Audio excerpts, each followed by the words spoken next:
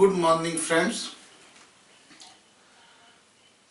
तो new companies act 2013 जिसके rules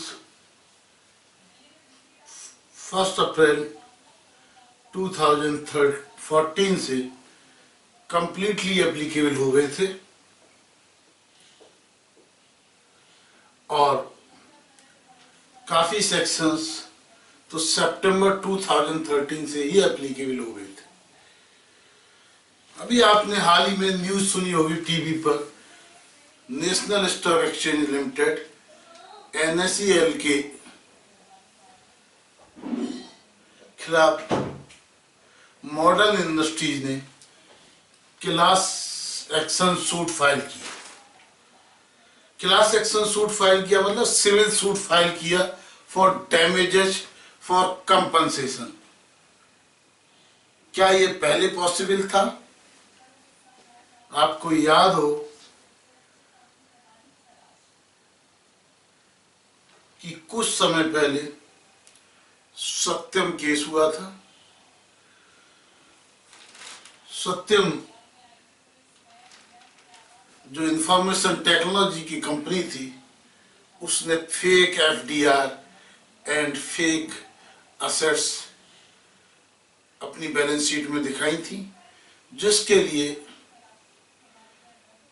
class action suit file हुए USA के अंदर, जो USA के शेयर होल्डर्स ने फाइल किए और कंपनी के अलावा जो उसके ऑडिटर थे PwC प्राइस वाटर हाउस को $125 मिलियन एक सूट के अंदर और $25 मिलियन एक सूट के अंदर, यानी $150 मिलियन सिविल सूट में देना पड़ा। यहाँ इंडिया के अंदर जो दो चार्टर्ड अकाउंटेंट थे, Talluri and Gopala Swamy, Price Waterhouse के पार्टनर्स, वो जेल गए, लेकिन सिविल सूट कोई फाइल नहीं हो पाया, क्लास एक्शन सूट ऑडिटर के अगेंस्ट फाइल नहीं हो पाया। तो इन सबको ध्यान में रखते हुए जो नया कंपनी एक्ट 2013 जो आया, उसके अंदर एक सेक्शन 245 इंसर्ट किया गया। ये section 245 is about class action.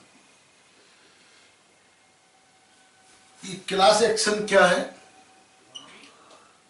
ये बेसिकली जो क्लास एक्शन है, ये class action basically civil suit है।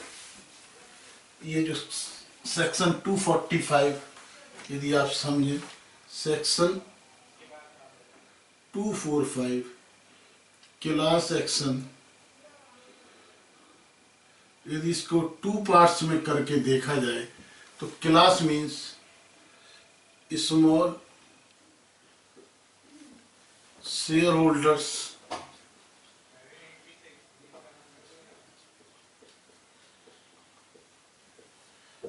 और डिपॉजिटर्स, ये हो गई क्लास।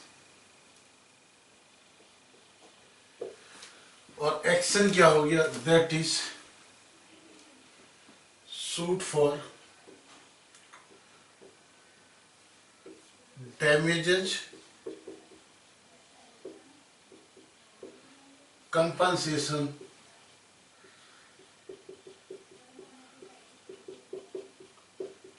And other actions.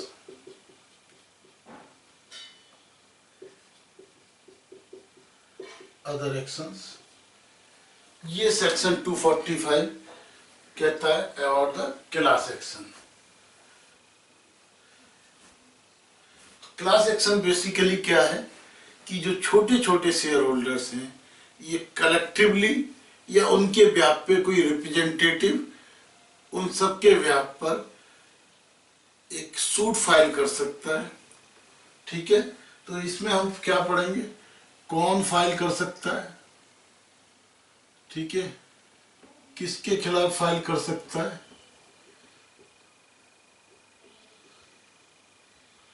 कहाँ फाइल कर सकता है और क्या उसके परिणाम होंगे, ये सारी चीजें हमें पढ़नी है।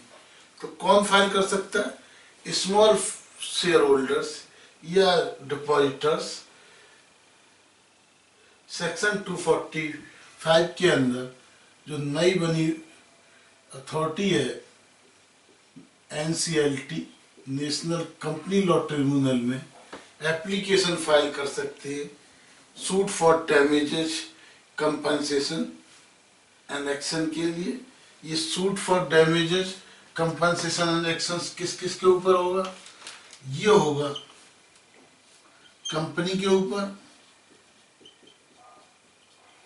कंपनी के डायरेक्टर और ऑफिसर्स के ऊपर। साथ ही बहुत ध्यान से पढ़िए, ऑडिटर्स के अगेंस्ट और अदर एक्सपर्ट्स एंड एडवाइजर्स के अगेंस्ट। हाँ जी, तो जो स्मॉल शेयर होल्डर्स हैं या डिपॉजिटर्स हैं वो कलेक्टिवली एनसीएलटी में एक एप्लीकेशन फाइल कर सकते हैं, ठीक है, सूट फॉर फाइल कर सकते हैं डैमेजेस के लिए, कंपनसेशंस के लिए और अदर एक्शंस के लिए। ये शेयर होल्डर्स कितने होने चाहिए ये बताता है। यदि कंपनी में शेयर कैपिटल है तो 100 और 10% वोटिंग पावर।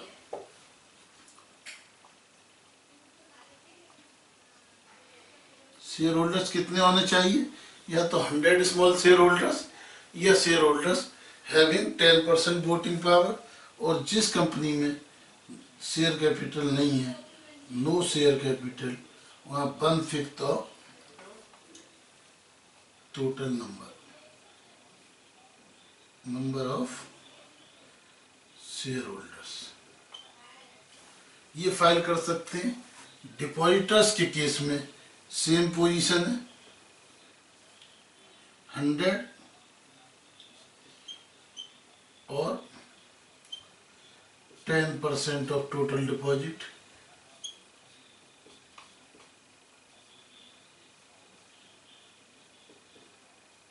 ठीक है, तो ये लोग सूट फाइल कर सकते हैं। कहाँ फाइल कर सकते हैं? एनसीएलटी में फाइल कर सकते हैं, एनसीएलटी में फाइल कर सकते हैं। ठीक है, तो ये लोग small share holders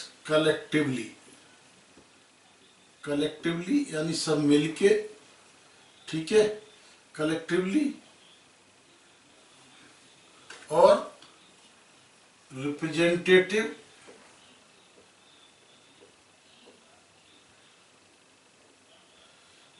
on behalf of them.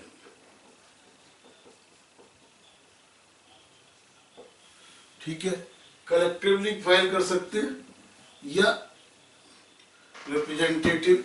ये सेक्शन 245 का सब सेक्शन 10 ये कहता है कि उनका रिप्रेजेंटेटिव भी फाइल कर सकता है। ओके,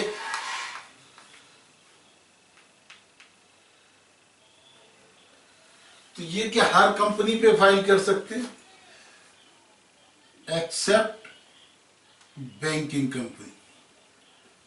बैंकिंग कंपनी के सभी कंपनियों में फाइल हो सकता है, बैंकिंग कंपनी पे फाइल नहीं हो सकता, क्योंकि सेक्शन 245(9) कहता है ये जो क्लास एक्शन है ये बैंकिंग कंपनीज पर नहीं लगेगा। ओके,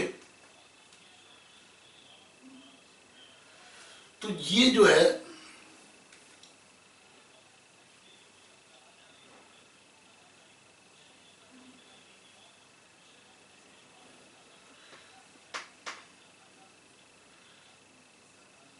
बात समझ में आई आपके या नहीं?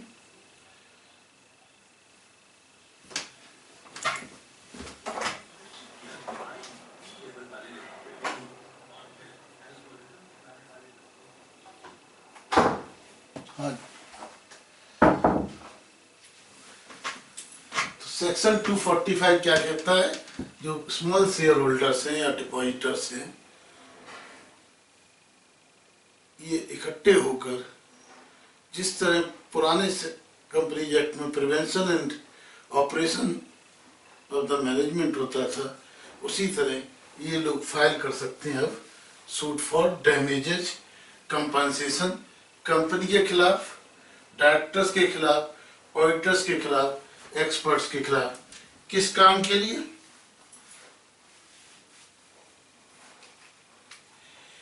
किस काम के लिए कर सकते हैं?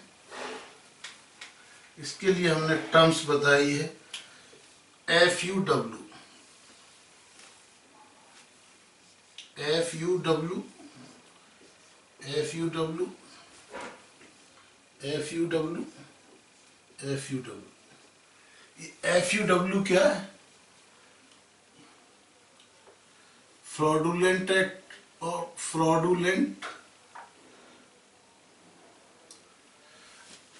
एक्ट और ओमिशन,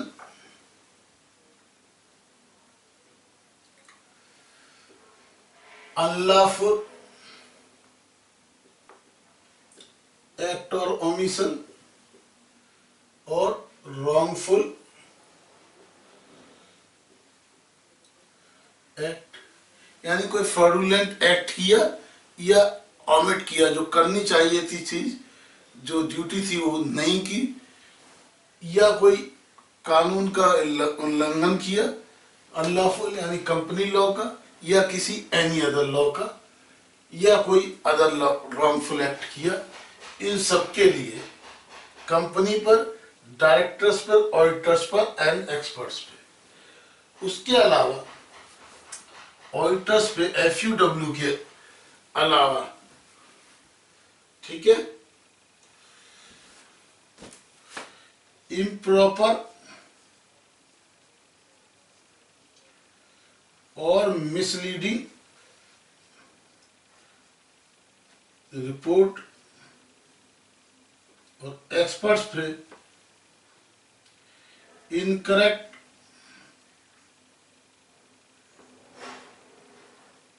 प्लस मिसलीडिंग रिपोर्ट,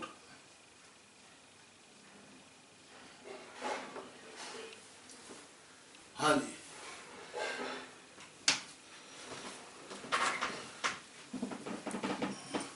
और मिसलीडिंग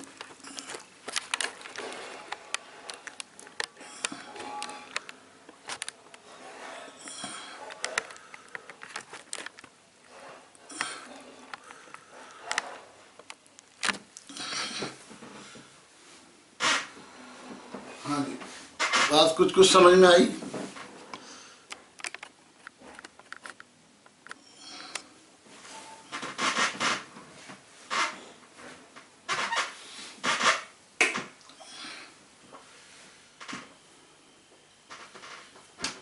तो कंपनी पर किस लिए फ्रॉडुलेंट एक्ट और ओमिशन, अनलॉफुल एक्ट और ओमिशन, रॉन्गफुल और एक्ट ऑफ ओमिशन, डायरेक्टर और ऑफिसर्स पे फ्रॉडुलेंट एक्ट और ओमिशन, अनलॉफुल एक्ट और ओमिशन और wrongful act of omission, auditors पर यदि फ्रॉडुलेंट एक्ट और ओमिशन, रॉन्गफुल एक्ट और ओमिशन, रॉन्गफुल एक्ट और ओमिशन और इम्प्रॉपर और मिसलीडिंग रिपोर्ट्स, ठीक है। ऑडिटर्स के लिए ये जो इम्प्रॉपर और मिसलीडिंग रिपोर्ट्स और इनके लिए इनकरेक्ट और मिसलीडिंग स्टेटमेंट, एक्सपर्ट का स्टेटमेंट होता है, ऑडिटर की रिपोर्ट होती है। तो इन सब कामों के लिए उस पर सूट फाइल किया जा सकता है, ठीक है।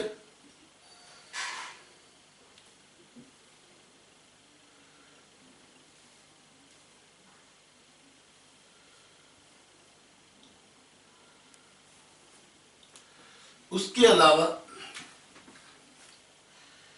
कंपनी और ऑफिसर्स पर प्लस प्रीजुडिशियल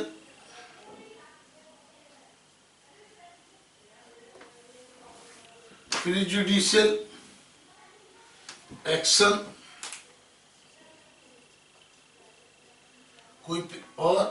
misstatement in prospectus। हाँ जी, misstatement।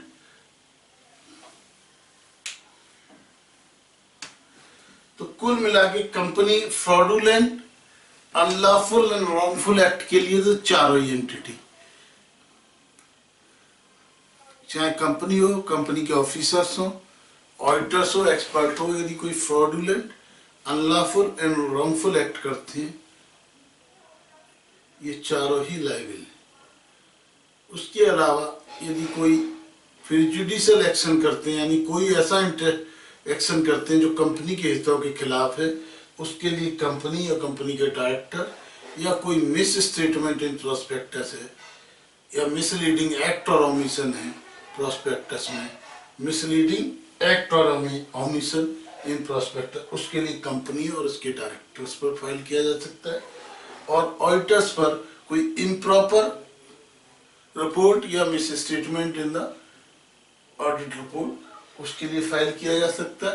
एक्सपर्ट्स के लिए fraudulent and unlawful and wrongful act तो है ही, उसके अलावा कोई इनकरेक्ट और misleading statement, that is misleading act और omission in any expert statement, कुछ भी होता है तो इन सब के लिए, इन सब पर सिविल लायबिलिटी है।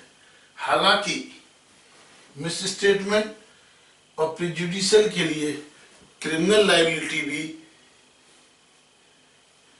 इन दोनों के लिए कंपनी और डायरेक्टर्स पे क्रिमिनल लायबिलिटी भी है। लेकिन अभी हम इसके अंदर क्लास सूट, क्लास एक्शंस की बात कर रहे हैं, है ना। क्रिमिनल लायबिलिटी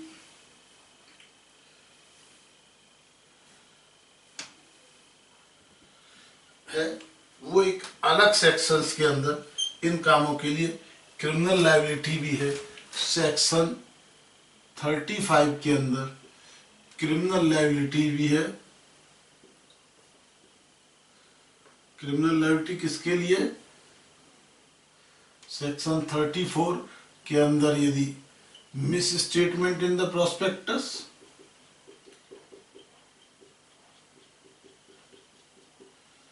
इन प्रोस्पेक्टस, और 36 में इंड्यूसिंग, आपने इंड्यूसिंग ऑन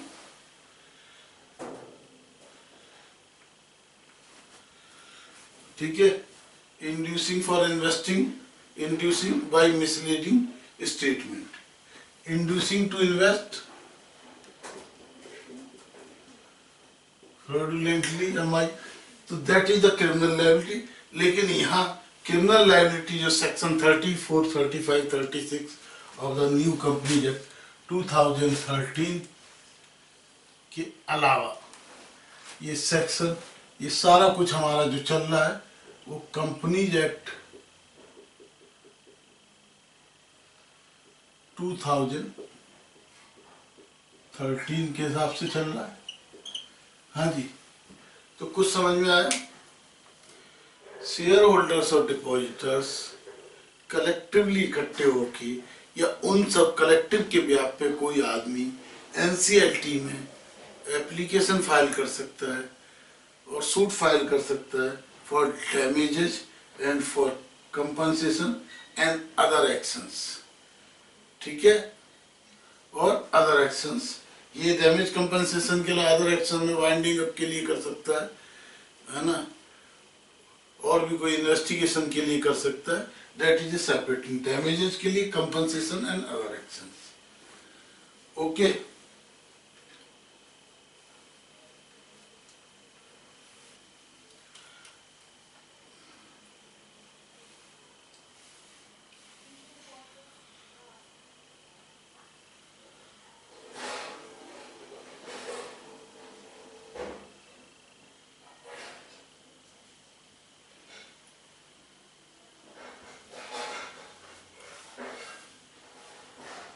अब इसके अंदर हमें समझना क्या है? एक तो समझना ये कि जो एनसीएलटी के पास एप्लीकेशन देंगे तो एनसीएलटी में क्या प्रोसीजर है, और क्या पावर है। नेशनल कंपनी लॉ ट्रिब्यूनल की क्लास एक्शन के केस में पावर क्या है, और उसके साथ साथ हमको ये समझना कि उसका प्रोसीजर क्या है। ठीक है,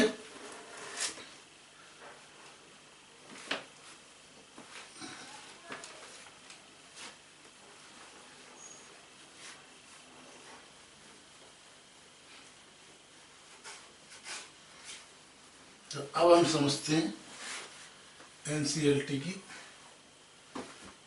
पावर। ठीक है, तो एनसीएलटी की powers of NCLT, powers of NCLT.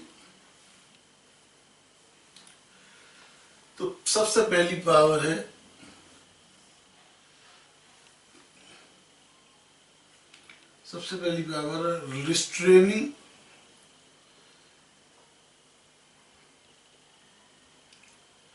Restraining कोई भी मेमोरेंडम और आर्टिकल से अल्ट्रा वायर्स यानी अथॉरिटी के अगेंस्ट कोई भी काम मेमोरेंडम ऑफ एसोसिएशन और आर्टिकल्स ऑफ एसोसिएशन की अथॉरिटी से बाहर का कोई काम हो रहा है उसको रिस्ट्रेन कर सकता है एनसीएलटी। ठीक है, उसके अलावा यदि कोई रिजोल्यूशन पास किया जाता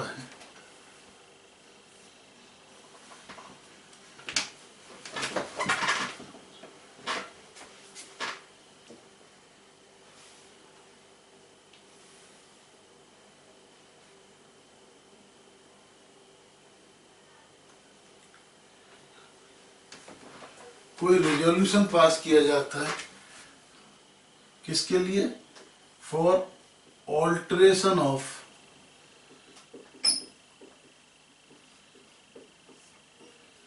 एमओए और एओए।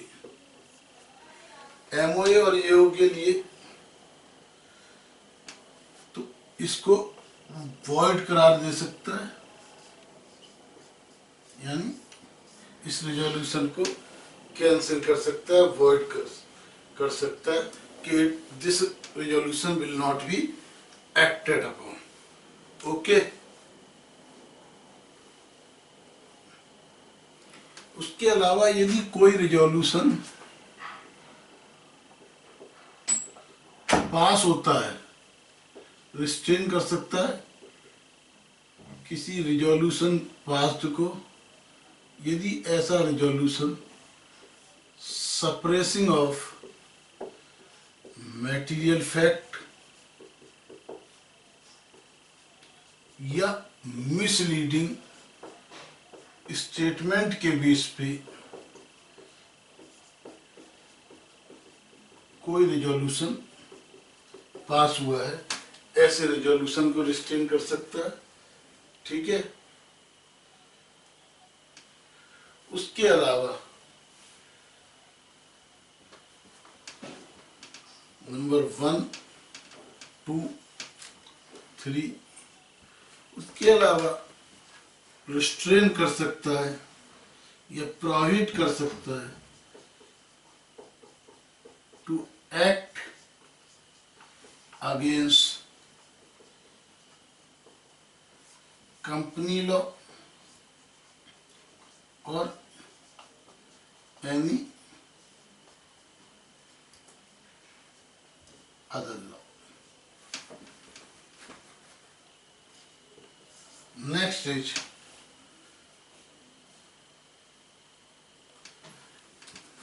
रिस्ट्रेन कर सकता है कंपनी को टू एक्ट अगेंस्ट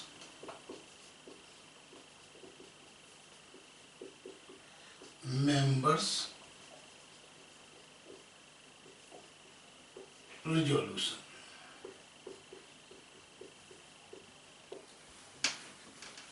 तो कोई अल्ट्रावायर्स काम करने से मना कर सकता है अल्ट्रावायर्स काम करने के लिए मेमोरेंडम के अल्टरेशन का रेजोल्यूशन को अवॉइड कर सकता है। कोई रेजोल्यूशन गलत तरीके से गलत इंफॉर्मेशन के बेस पे पास हुआ है उसको रिस्ट्रेन कर सकता है, लॉ के अगेंस्ट काम करने से रोक सकता है।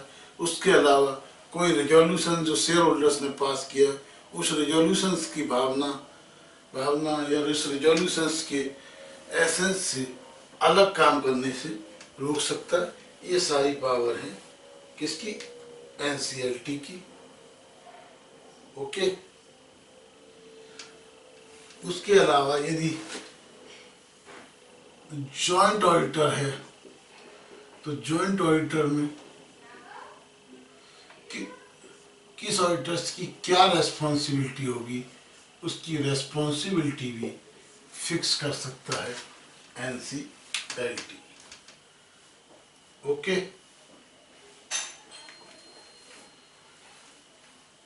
ठीक है, ये हुआ पावर्स ऑफ एनसीएलटी।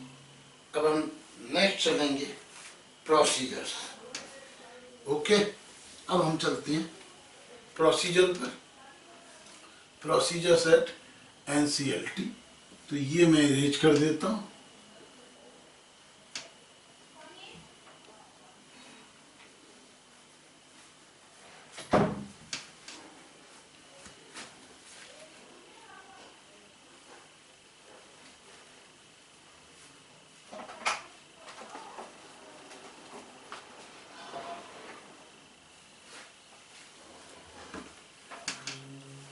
अब हम समझेंगे प्रोसीजर्स क्या फॉलो करेगा NCLT. Procedures by NCLT. NCLT क्या प्रोसीजर फॉलो करेगा? ओके।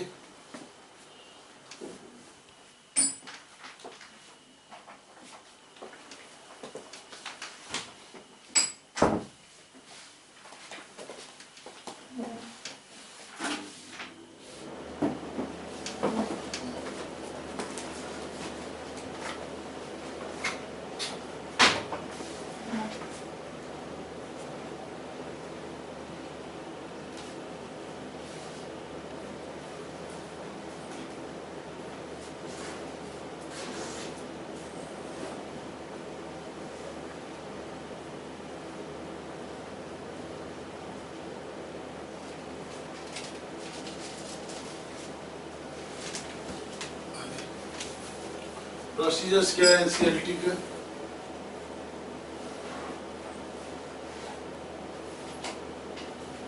नंबर 1,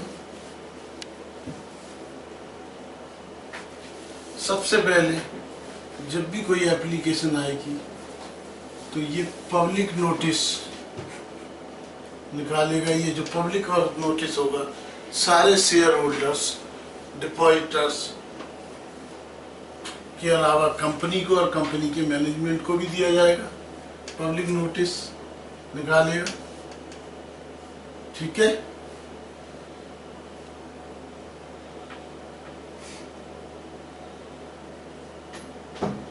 सेकंड, यदि एक ही तरह की कई क्लब द सिमिलर एप्लीकेशंस,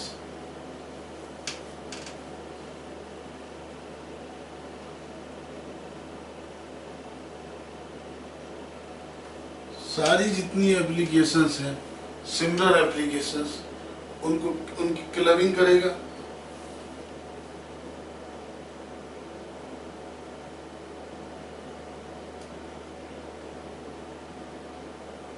और उनमें से किसी एक पर्टिकुलर एप्लीकेंट को लीड एप्लीकेंट बनाएगा। उसमें से सबको एक को लीड एप्लीकेंट बनाएगा और एंश्योर करेगा कि एक ही प्रोसीडिंग चलेगी, एक जैसी, नो पैरेलल प्रोसीडिंग्स। यानी केवल सारी पब्लिक नोटिस निकाल के इस तरह की कई कंप्लेंट आई तो सबको एक कर देगा। ठीक है। और उसके हिसाब से जो भी पैनल प्रोविजंस होंगे सेक्शन 337 से लेके 341 तक के वो पैनल प्रोविजंस एप्लीकेबल होंगे। क्लियर? अब क्या कहते हैं, ये प्रोसीजर फॉलो करते समय ये सारा काम करने से पहले एनसीएलटी जब भी एप्लीकेशंस आएगी तो ये देखेगी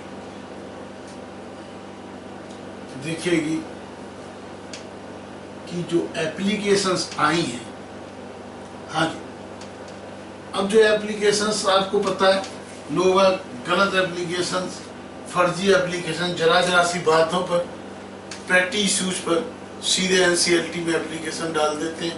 डेमोक्रेटिक कंट्री है तो उसको सबसे पहले ये देखना है कि ये जो एप्लीकेशंस हैं ये गुड फेथ में है, गुड फेथ देखना है। सेकंड, उसको देखना है कि कौन कौन अदर पर्सन्स का मतलब अदर देन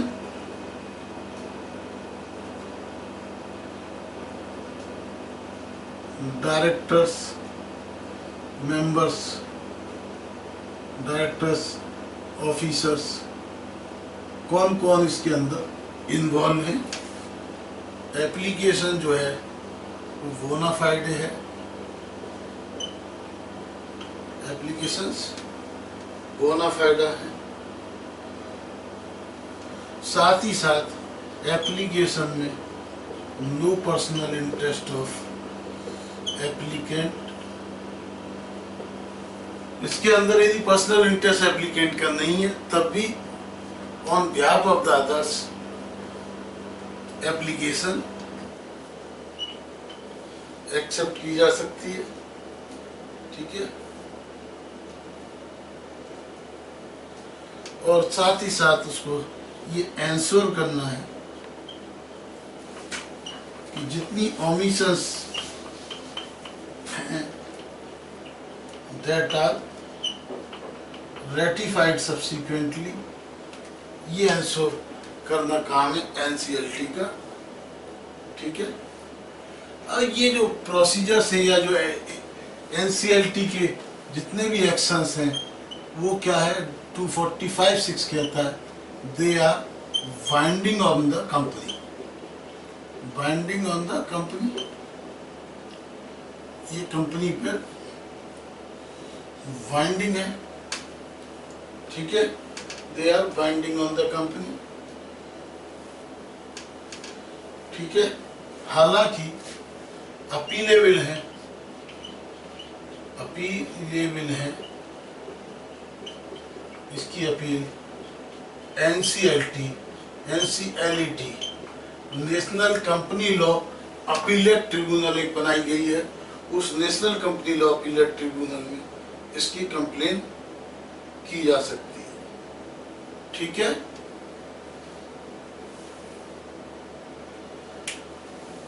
अब ये जो बाइंडिंग होती है, बिना डंडे के तो कोई चीज बाइंडिंग नहीं होती, ये आपने नोट कर लिया। हाँ जी, तो बाइंडिंग के लिए यदि हम कोई एनसीएलटी का ऑर्डर नहीं माने तब क्या करें, तो उसके लिए सेक्शन 245(7) के अंदर पेनल्टी प्रिस्क्राइब की गई है। सेक्शन 245(7) के अंदर पेनल्टी है,